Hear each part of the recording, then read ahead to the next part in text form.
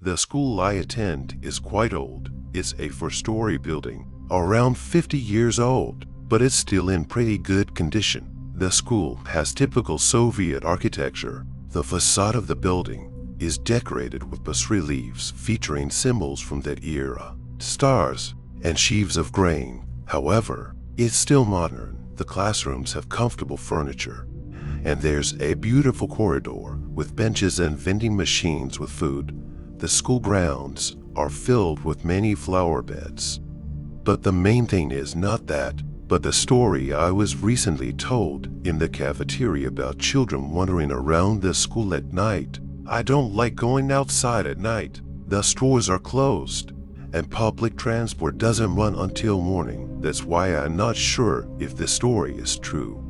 They say that sometimes, at night, lights can be seen glowing in some of the schools' windows even though there aren't even any night guards. Windows and doors open by themselves. They say that sometimes, silhouettes can be seen moving in the glowing windows, and sometimes, at night, music can be heard coming from the school's windows. Many people are skeptical about this. Windows can't open on their own. Night guards have started working, but the lights at night haven't stopped turning on. The night guards started quitting more often. Some of them said that at night, they heard singing in the hallways, sometimes in the classrooms, but whenever they entered the rooms where the sound was coming from, no one was there. Most often it was a girl's voice, but sometimes it sounded like a children's choir. The singing was usually heard near the assembly hall. They say it was beautiful and clear. The songs were mostly from Soviet films, often related to school drawings of flowers, trees, houses, and cats. Things children often draw began appearing on the blackboards, but they were only discovered in the morning when the classrooms were first opened. This was strange because at the end of the day, the rooms were always cleaned, the desks washed, and the boards wiped. I didn't really believe these stories, so when my friend suggested staying at school overnight, I agreed. That day, I was home alone anyway. My parents had gone to another city. It was mid-September. The weather was still warm, so I often went to the school stadium with my friends. Mostly, we played football and practiced running. One of those days, we decided to find out if the rumors were true. After all, people had been telling these stories for about 30 years. Our city has many creepy legends, but most of them are about abandoned buildings. However, we never explored abandoned places for safety reasons. But the school, it was a safe place, especially at night.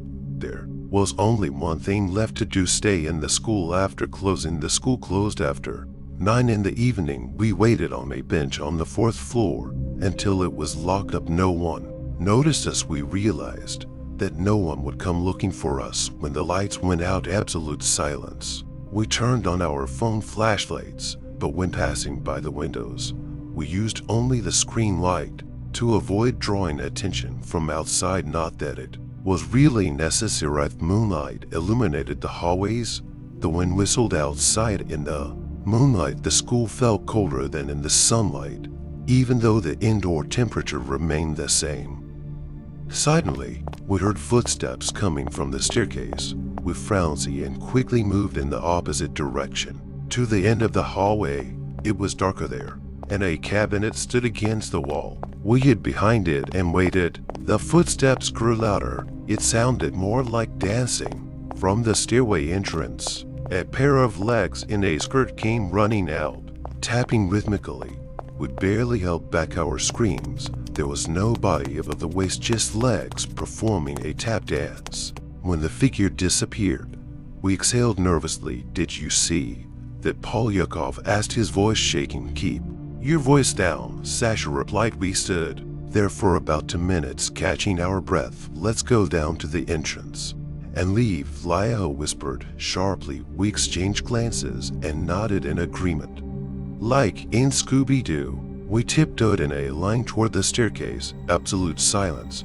3rd floor. Below, the staircase was swallowed by darkness. We turned on our flashlights. Nothing unusual, just an ordinary staircase. We started descending. We had only gone a little way forward when, suddenly, all our phones shut off, plunging us into complete darkness. We frowned on the stairs.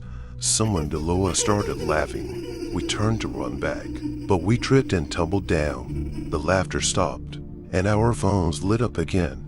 We picked them up and looked around. Someone was standing in front of us.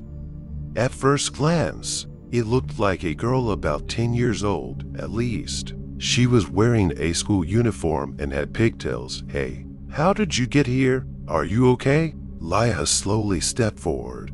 The girl started laughing quietly. "Hey." Laya reached out and touched her shoulder. She turned around, and we jumped back. Laya fell to the floor, but the girl just kept laughing. Her jaw was hanging loose, and her cheeks were torn into shreds. Her shirt was soaked in blood, dripping onto the floor.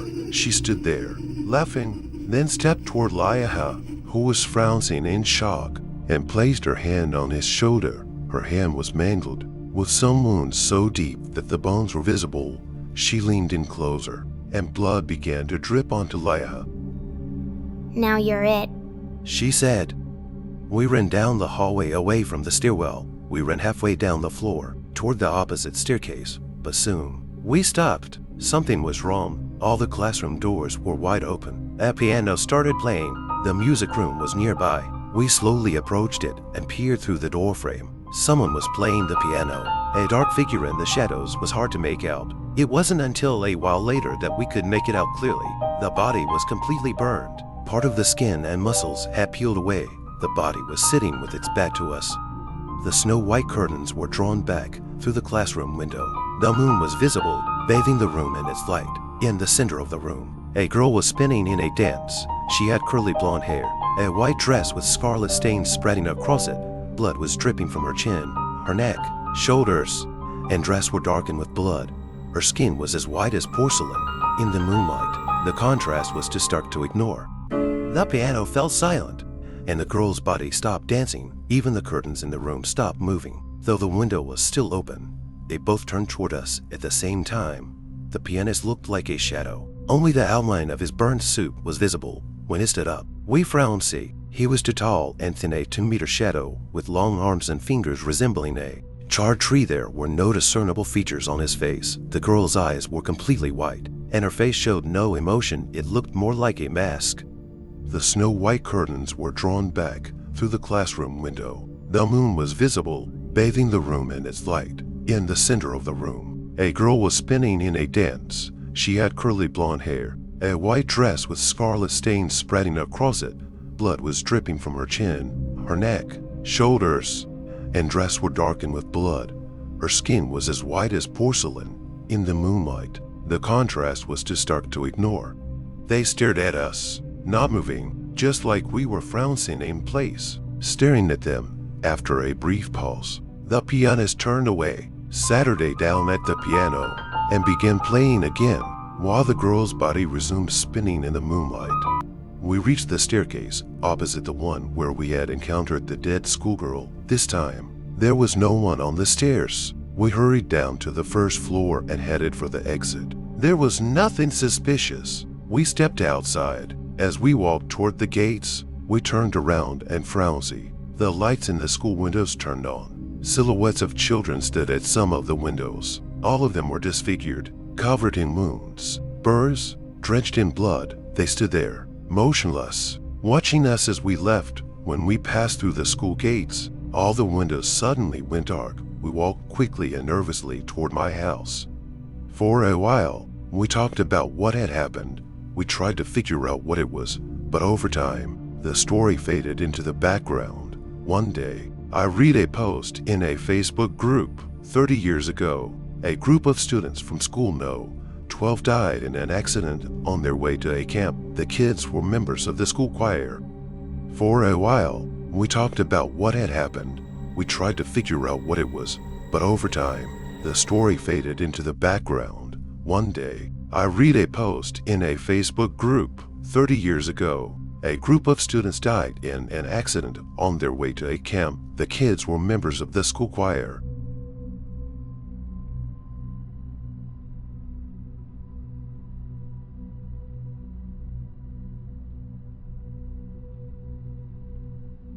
Almost every school has its own scary stories related to its building. In a small town, there was a legend among students that on the 15th day of every lunar month, strange things happened at night in the school. For example, the eyes of the statue in front of the entrance would start to move the number of steps in. The staircases would change in the laboratories. Blood would flow from the faucets instead of water, and if someone dared to enter the last restroom on the first floor at that time, they would never be seen again.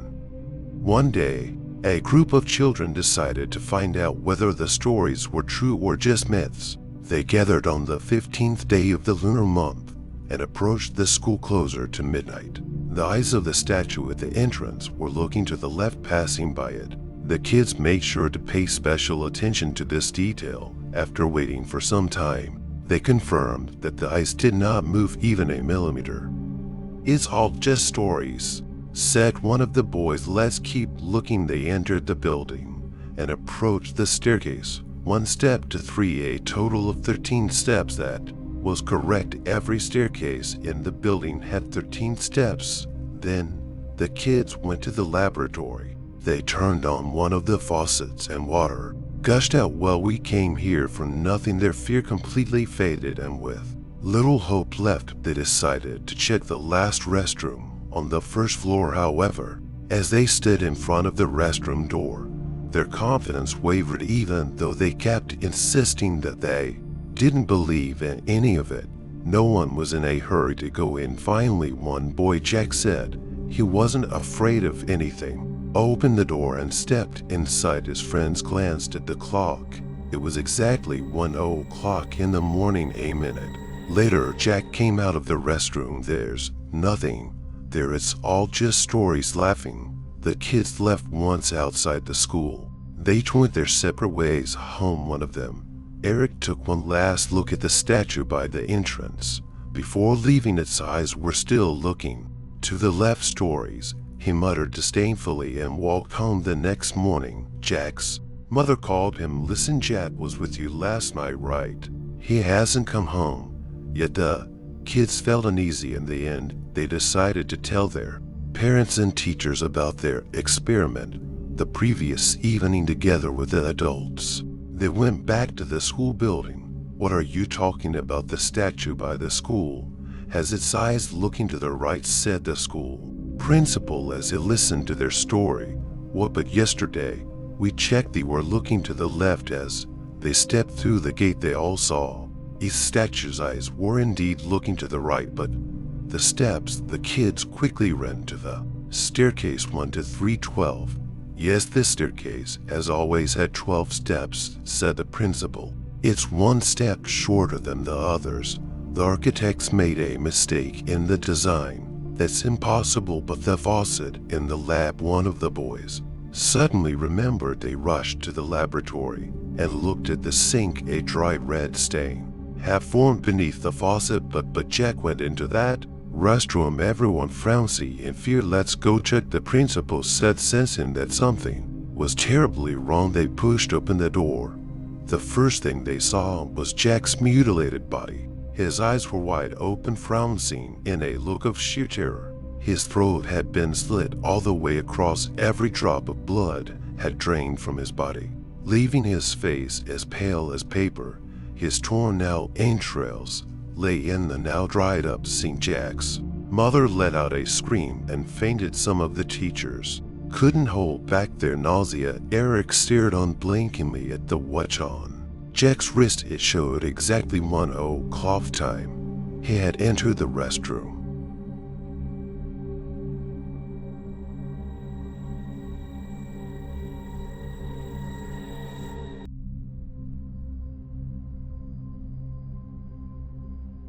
It had been 11 years since I left the village where I was born and went to school. Many of my friends and classmates had also moved away. After finishing college in the regional center, I moved to a big city in another region. However, I rarely visited home. The last time I had been in the village was 5 years ago. Now, having quit the job I hated, I decided to go back home to my mother, take a break, and then start looking for a new job. I boarded the bus and tried to sleep since the journey was long. After 10 hours, I was home at last, finally able to rest and catch up on sleep. He hadn't had a vacation in 3 years. The next day, I decided to take a walk around the village to see what had changed in the park. I ran into Max and Lekka, who had been in a parallel class like me. They had come home for the summer. We decided to meet up in the evening, have some beer, and catch up. When we met in the evening, as it was already getting dark, we chose to sit in a small forest near the school. It turned out that our school had been closed for years ago, and now children traveled to a neighboring village for their education. The building itself was no longer guarded. We talked about our lives, where we lived now, and how things had turned out for each of us. Occasionally I glanced at the school. In the dim light of the scattered street lamps, I could see that the windows on the first floor were boarded up. On the second and third floors, several windows were broken. Most likely, local kids had thrown rocks at them for fun. And then I suddenly remembered the story about the ghost of the handstand that had been seen in the school. Guys, have you heard the story about the ghost in our school? No, never heard of it, said Lekka, finishing his second bottle of beer. When we were in 6th grade, during winter, while we were putting on our jackets in the hallway, I overheard the old night guard telling the librarian that our second guard, while making his rounds at night, heard a noise coming from the music classroom on the 2nd floor. He took the key, unlocked the door, and saw the ghost of a handstand on the board. Terrified, he jumped out of the 2nd floor window and broke his leg. That's just nonsense, said Max. And also, around the same time, a senior student from 11th grade fell out of a 3rd floor window. They even put up a plaque about it in the school. I added, let's sneak into the school tomorrow night and see what's left there. And while we're at it, we can check if there really are any ghosts, I suggested. I don't mind. There's nothing else to do anyway, said Lekka. With that, we all went home. The next day, after finishing all my errands, I called Maxim.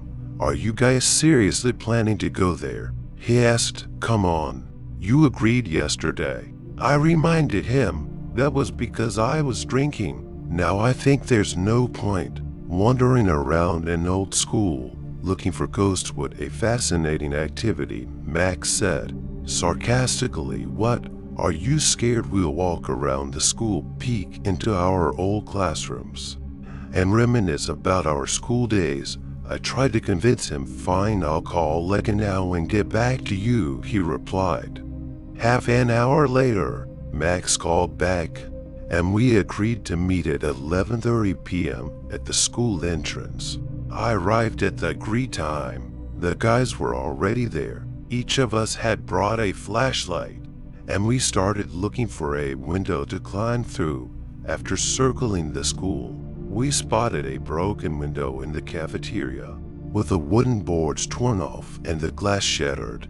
It seemed like local kids came here during the day to wander around the building. We climbed through the window and found ourselves in the cafeteria. Immediately, memories flooded back. How we used to stand in line during breaks for cookies or shortbread pastries. We decided to check out the kitchen. Since back in school we had never gone beyond the pastry counter. The kitchen was small, with a couple of pots to stoves and a fork and a broken plate lying on the floor. Finding nothing interesting, we moved on to the 1st floor hallway. At the beginning of the 1st floor was my old classroom, where our home teacher taught us German and held parent-teacher meetings. We entered the classroom. It was small and nearly empty, with only a single overturned desk and 2 chairs left behind. As we were leaving the room, I suddenly felt a cold sensation on my left arm, as if someone had grabbed me with an icy hand. I turned around. There was no draft. That was for sure, guys, I said. I just felt like someone grabbed my left forearm with a cold hand. Oh, come on, you probably got scared the moment we climbed in, and now your imagination is playing tricks on you, said Lekka. Alright, let's keep going, I said. We walked down the first floor of the school. Some classrooms were locked. The library shelves were empty. Back in school, I rarely visited the library. Even when we were assigned to borrow and read a book, I almost never did. From the outside and inside, the school had changed it all. The same walls painted in a single color on every floor, the same desks covered in scribbles. Even the security guard's desk was still there. I reminded the guys about the story of the music classroom, and we decided to go there right away. The classroom was at the end of the hallway in the right wing of the school. It wasn't locked. We walked in and immediately looked at the board. So where's your Hangston? Max asked me. Oh, shut up, I just told you what I had heard inside the classroom. There was an old piano with a chair next to it. Lekka walked up to it and started playing Chopsticks. I remembered how almost every break before music class, one of my classmates would always play the tune besides the piano and chair. The classroom had portraits of composers hanging on the walls and a few desks scattered around. Closing the piano lid, Lekka said, let's go to the third floor. There's nothing interesting here. And so we went. But as we reached the middle of the hallway, music suddenly started playing from the music classroom. Someone or something was playing Chopsticks on the piano.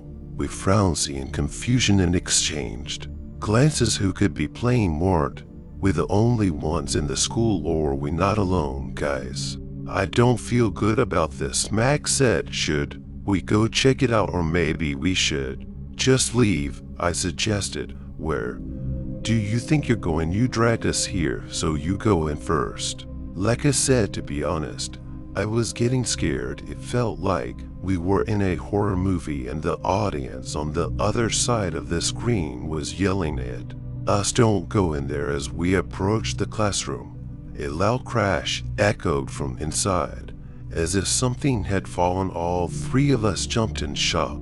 What was going on in there? I was the first to step inside and shine my flashlight around the source of the noise. Was the chair had fallen over, but what really unsettled us was the fact that the piano lid was now open, and I knew for sure that Lekka had closed it before we left. Who's there? Max shouted. Silence, I suggested. We get out of there as soon as possible. This time, no one argued. We decided to continue to the third floor as we had originally planned. There were no more sounds from the music classroom as we climbed the stairs to the third floor. I couldn't help but think that maybe convincing the guys to come here had been a mistake, but soon I calmed myself down, deciding that at least we'd have a great story to tell over a few beers later. Now I'm sure something grabbed my arm earlier, I said. Let's see what happens next. Looks like I'm starting to believe your story. Maybe there's no ghosts here, but there's definitely something we don't understand, Lekka said. On the third floor, almost all the classrooms were locked. The math classroom, where I had studied since the 5th grade, was also closed.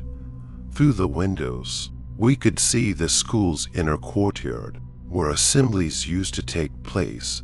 There's nothing interesting here.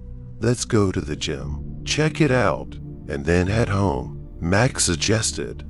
We went back down to the first floor. To the right wing of the building, at the end of the hallway, was a door leading to a small corridor and the gym itself. Back in our school days, that part of the hallway was always poorly lit. When I was in the lower grades and had morning classes, I would often arrive before anyone else, and have to stand there alone in the dimly lit corridor. It always felt eerie, like a ghost might appear at any moment. On the way, we peeked into the biology classroom where we had studied. Max recalled a story from our younger years. I remember in 6th grade, we were messing around during recess before biology class. The teacher wasn't there yet, and we started throwing backpacks at each other. There was an aquarium with fish near the teacher's desk. I got carried away, threw my backpack at someone, but they dug it and it hit the aquarium, shattering it. My parents had to pay for the damage. I got a real beating for they couldn't sit down for a week. We used to run around during recess too, but we never broke anything. I said in the gym, there were only a set of parallel bars standing in the middle, nothing else. The walls were covered in graffiti and profanities. We entered the small room where the PE teacher used to be, but it was completely empty as well. Let's go. Looks like we've seen everything in the school. There's nothing interesting left, I said. We stepped into the hallway and headed toward the cafeteria to leave the school. But as we reached the middle of the corridor, the door leading to the gym slammed shut behind us. Turning around, we shone our flashlights toward the end of the hallway, very place I had feared during my school years. There was no one there. Let's pick up the pace and get the hell out of here, Laha said with noticeable anxiety. At that moment, we heard footsteps, slow at first, then turning into a run in the darkness. Something or someone was sprinting toward us. Run faster, I shouted. We bolted through the main school building toward the cafeteria behind us. The sound of footsteps echoed as whatever was chasing us. None of us dared to look back as we ran past classrooms with open doors. They suddenly slammed shut with a loud bang inside the rooms. Tables and chairs crashed to the floor. Reaching the cafeteria, we scrambled through the same window we had entered through once outside. We sprinted about 50 meters away and stopped near the school sports field. What the hell was that? Max exclaimed, gasping for breath. Maybe it was the ghost of the handstand, I suggested, but in your story, he was seen hanging from the chalkboard, Laha pointed out. Listen, what if it was the boy who fell out of the window and in the music room, the one who hanged himself was playing? Maybe there are two ghosts in there, Max speculated. I'm never setting foot in that place again. I've had more than enough, I said. My dad has some boards in his garage. Let's go grab them and seal up the window so no one else sneaks into the school, at least for now, Laha suggested. We headed to his father's garage, grabbed some planks, nails, and a hammer. As we approached the cafeteria window, we flinched at every little sound, afraid that something would suddenly appear inside. While hammering in the last board, a pot suddenly fell from the stove in the cafeteria. Guys, hurry up, Laha said anxiously. As soon as we finished boarding up the window, something started knocking on the planks from inside. Let's get the hell out of here now, Laha urged. We quickly walked away. At one point, I glanced back, and for a brief moment, I thought I saw a boy staring at us from a second-floor window. Guys, I think someone's watching us from the window, I said. We all turned around, but the window was empty. Later that night, we Saturday in Laha's yard discussing what had happened. We stayed there until dawn before finally heading home. 2 days later, we met up again, and as evening approached, we decided to walk by the school. The cafeteria window was unboarded just like before. It looked like some kids had ripped off the planks to explore the school again. None of us ever told anyone what had happened that night. Who would believe us anyway? But one thing I knew for sure, he had seen undeniable proof that the supernatural existed. Not everyone encounters it, but it's out there.